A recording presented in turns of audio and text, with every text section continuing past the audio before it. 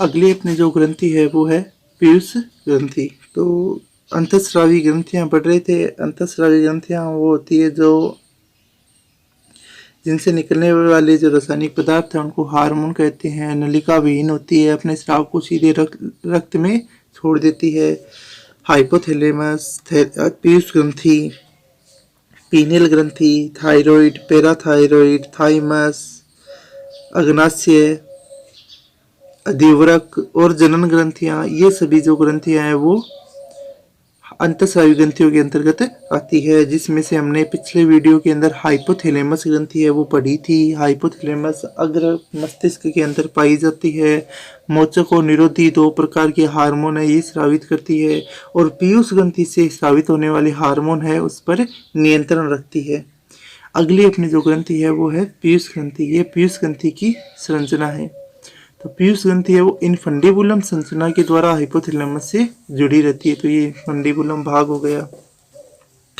पीयूष ग्रंथि है, इसके दो भाग होते हैं, अग्रपाली और पश्चपाली। तो ये अग्रपाली वाला भाग है और ये पश्चपाली वाला भाग है। और दोनों पालियां हैं वो आपस में पार्स इंटरमीडिया के द्वारा एक दूसरे से अलग अलग रहती है। ठीक है, तो ये पीयूष ग्रंथि की संरचना है। अब पीयूष ग्रंथि के बारे में पढ़ते हैं। देखो, पीयूष ग्रंथि मटर के दाने के आकार की गुलाबी रंग की ग्रंथि होती है। यानी मटर के दाने जितना इसका आकार होता है और ये गुलाबी रंग की ग्रंथि होती है। पीयूष ग्रंथि इनफंडिबुलम द्वारा हाइपोथैलेमस से जुड़ी रहती है। यानी जो इनफंडिबुलम संरचना है, इस इनफंडिबुलम संरचना के द्वारा पीयूष ग्रंथि है वो हाइपोथैलेमस से जुड़ी हुई होती है। यह कपाल की स्पिनोइड अस्थि के एक गर्त सेला टर्मिका में स्थित होती है। यानी जो कपाल है उसके अस्थि होती है स्पिनोइड, उसके अंदर ये एक गर्त पाया जाता है, खड्डा, सेला टर्मिका नाम का, उसके अंदर ये स्थित होती है। इसका व्यास 1.3 सेंटीमीटर तथा वजन 0.5 ग्राम होता है। व्यास है वो 1.3 सेंटीमीटर और वजन है वो 0.5 ग्राम होता है। स्त्रियों में यह पुरुषों की तुलना में थोड़े बड़े आकार की होती है। स्त्रियों के अंदर पीयूष ग्रंथि का जो आकार है वो बड़ा होता है। इसका उद्गम भ्रूण के एक्टोडर्म द्वारा होता है। यानी पीयूष ग्रंथि है वो भ्रूणीय एक्टोडर्म से विकसित होती है। पीयूष ग्रंथि को मास्टर ग्रंथि भी कहते हैं और पीयूष ग्रंथि है इसको मास्टर ग्रंथि भी कहा जाता है। पीयूष ग्रंथि की रचना एवं कार्य की दृष्टि से इसमें 2 पालियां पाई जाती है। यानी पीयूष ग्रंथि की संरचना किस प्रकार से होती है और इसका कार्य क्या है, इसके ऊपर से, यानी इस संरचना और कार्य की दृष्टि से, पीयूष ग्रंथि की संरचना और कार्य की दृष्टि से इसके अंदर 2 पालियां होती है, अग्रपाली और पश्चपाली। एक अग्रपाली पाई जाती है और एक पश्चपाली इसके अंदर पाई जाती है। देखो, अग्रपाली को एडिनोहाइपोफाइसिस भी कहते हैं। अग्रपाली का दूसरा नाम क्या है? एडिनोहाइपोफाइसिस। यह पीयूष ग्रंथि का 75% भाग बनाती है। यानी पीयूष ग्रंथि का 75% भाग है वो अग्रपाली बनाती है और अग्रपाली के अंदर भी 3 भाग है वो बंटे हुए रहते हैं। पहला भाग है पार्स ट्यूबुलरिस। यह हाइपोथैलेमस के नीचे कोलर के नीचे स्थित होता है। यानी पहला भाग है पीयूष ग्रंथि का वो होता है पार्स ट्यूबुलरिस, दूसरा है पार्स इंटरमीडिया और तीसरा है पार्स डिस्टेलिस। तो पहला भाग है पार्स ट्यूबुलरिस, ये हाइपोथैलेमस से जो इनफंडिबुलम उसकी जस्ट नीचे की ओर होता है। तो पार्स ट्यूबुलरिस यह हाइपोथैलेमस के नीचे कोलर के में स्थित होता है। मनुष्य में यह भाग अस्पष्ट होता है। मनुष्य के अंदर यह भाग क्या होता है? अस्पष्ट होता है। इसके द्वारा किसी भी प्रकार का हार्मोन स्रावित नहीं होता है। यानी पार्स ट्यूबुलरिस है ये किसी भी प्रकार का कोई भी हार्मोन स्रावित नहीं करता है। दूसरा जो भाग होता है वो होता है पार्स इंटरमीडिया। पीयूष ग्रंथि का दूसरा भाग कौन सा है? Parse intermedia. यह दोनों पालियों के मध्य, तो अग्रपाली और मध्य पश्चपाली उन दोनों के मध्य का भाग होता है पार्स इंटरमीडिया और इसके द्वारा केवल एक हार्मोन स्रावित होता है।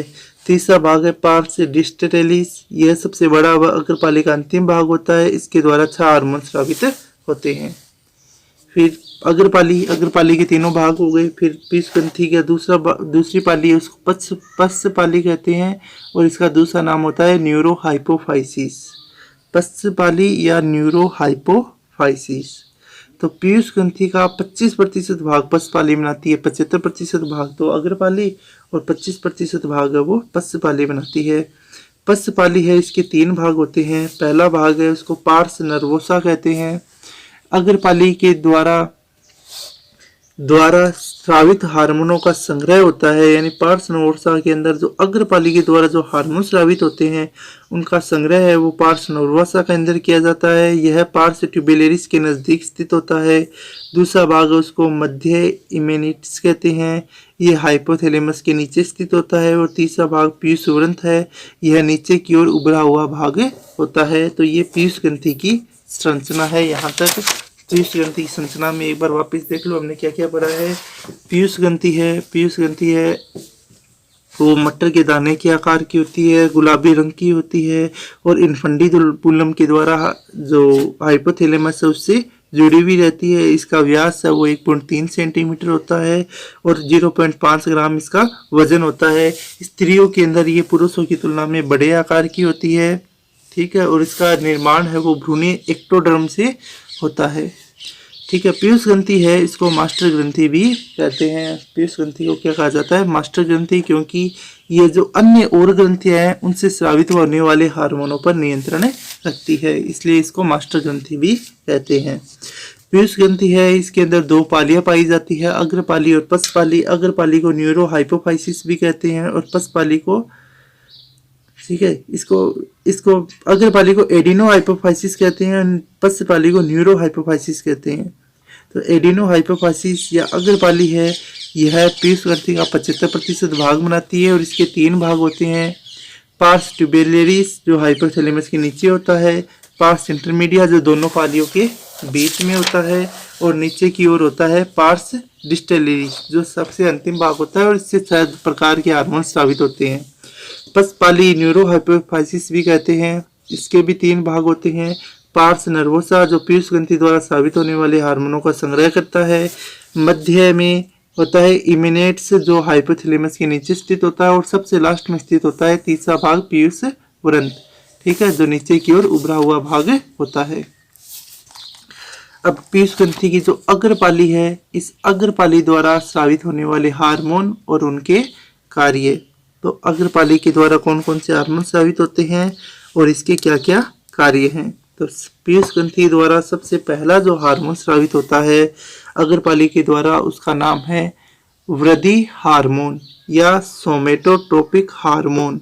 तो वृद्धि हार्मोन, इसको GH ग्रोथ हार्मोन भी बोलते हैं।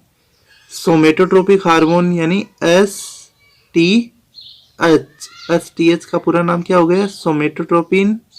सोमेटोट्रोपिन हार्मोन, वृद्धि हार्मोन या सोमेटोट्रोपिन हार्मोन। शरीर की वृद्धि का मुख्य प्रेरक वृद्धि हार्मोन होता है, यानी हमारी शरीर के अंदर जो वृद्धि होती है, ठीक है, उसका मुख्य कारण होता है वृद्धि हार्मोन। अस्थियां, मांसपेशियों, संयोजी ऊतकों की वृद्धि में वृद्धि हार्मोन महत्वपूर्ण भूमिका निभाता है। हमारे शरीर की जो अस्थियां हैं, मांसपेशियां हैं, उनमें वृद्धि का मुख्य कारण होता है वृद्धि हार्मोन। यह कोशिका विभाजन को उद्दीपित करता है, यानी कोशिका विभाजन की क्रिया को उद्दीपित करता है, कोशिका विभाजन की क्रिया को शुरू करने का काम करता है। यह ऊतकों के क्षय को रोकता है, ऊतकों के क्षय को रोकने का काम करता है वृद्धि हार्मोन। इसके अलावा यह दुग्ध स्राव को उद्दीपित करता है, यूरिया उत्सर्जन व मूत्र निष्कासन में वृद्धि करता है, वसा के विघटन को प्रेरित करता है। तो ये सभी जो कार्य है वो वृद्धि हार्मोन के होते हैं। अब है वृद्धि हार्मोन के कम स्राव या अधिक स्राव से होने वाले रोग। तो वृद्धि हार्मोन के कम स्राव और अधिक स्राव से कौन कौन से रोग होते हैं? देखो, पहला रोग होता है बौनापन। बाल्यावस्था में वृद्धि हार्मोन है के कम स्राव के कारण मनुष्य की लंबाई कम रह जाती है। ऐसे मनुष्य नपुंसक होते हैं जिन्हें मिजेट्स कहते हैं, यानी मिजेट्स किनके कहते हैं? जो मनुष्य जिनके अंदर वृद्धि हार्मोन कम स्रावित होता है तो ऐसे व्यक्ति बौने रह जाते हैं, इन्हें मिजेट्स कहते हैं और ये नपुंसक होते हैं। महाकायता, बाल्य अवस्था में जब वृद्धि हार्मोन अधिक स्रावित होता है तो मनुष्य की लंबाई है वो 7 से 9 फीट हो जाती है, इसे महाकायता कहते हैं। अगला जो रोग है वो है सीमंड रोग। यह वयस्क व्यक्तियों में वृद्धि हार्मोन के कम स्राव के कारण उत्पन्न होता है, जिससे मनुष्य में ऊतक नष्ट होने लगते हैं और शरीर कमजोर हो जाता है तथा व्यक्ति समय से पहले वृद्ध हो जाता है। इस रोग को बोलता जाता है सीमंड रोग।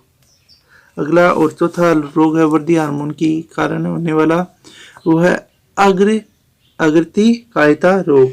तो यह वयस्क व्यक्तियों में वृद्धि हार्मोन के अधिक स्राव के कारण होता है। इसमें मनुष्य की हड्डियां अधिक चौड़ी हो जाती है तथा जबड़े की हड्डियां लंबी हो जाती है तथा व्यक्ति का शरीर बेडोल या कुरूप हो जाता है। शरीर उबड़ा हो जाता है, यानी उबड़ा हुआ शरीर है वो दिखाई देता है। तो वृद्धि हार्मोन है, इसकी कमी या अधिक से होने वाले रोग है वो 4 हैं। ये पहला रोग बौनापन, जो बाल्य अवस्था में वृद्धि हार्मोन के कम स्राव के कारण होता है। दूसरा महाकायता, जो बाल्य अवस्था में वृद्धि हार्मोन के ज्यादा स्राव के कारण होता है। तीसरा रोग सीमंड रोग, जो वयस्क व्यक्तियों में वृद्धि हार्मोन के कम स्राव के कारण होता है और इसमें ऊतक नष्ट होने लग जाते हैं और व्यक्ति का शरीर कमजोर हो जाता है। और चौथा रोग है अग्रति कायता, और इसमें यह वयस्क व्यक्तियों में वृद्धि हार्मोन के अधिक स्राव के कारण होता है और इसके अंदर हड्डियां है वो अधिक चौड़ी हो जाती है, जबड़े की हड्डियां लंबी हो जाती है और शरीर है वो बेडोल या कुरूप हो जाता है। ठीक है।